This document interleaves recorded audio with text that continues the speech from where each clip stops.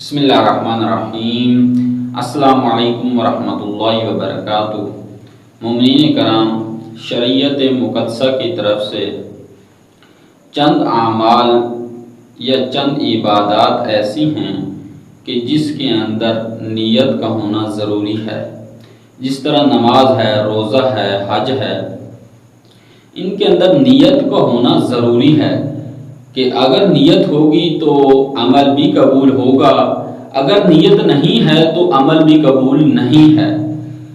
امام جعفر صادق علیہ السلام ارشاد فرماتے ہیں، اعمال کا دار و مدار نیتوں پر ہے، اور ہر شخص کے لیے وہی ہے جس کی اس نے نیت کی ہے۔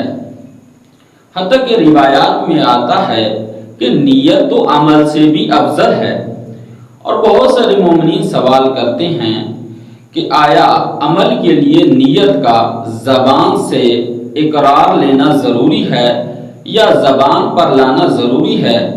جیسے نماز ہے، نماز پڑھتے ہوئے نماز کی نیت زبان سے بولنا ضروری ہے؟ تو اس کا جواب یہ ہے کہ فقط دل میں ارادہ کافی ہے، نیت کا زبان پر جاری ہونا ضروری نہیں ہے۔ اگر دل میں ارادہ ہے تو وہی کافی ہے اور انسان کا عمل قابل قبول شمار ہوگا۔ والسلام علیکم ورحمۃ اللہ وبرکاتہ۔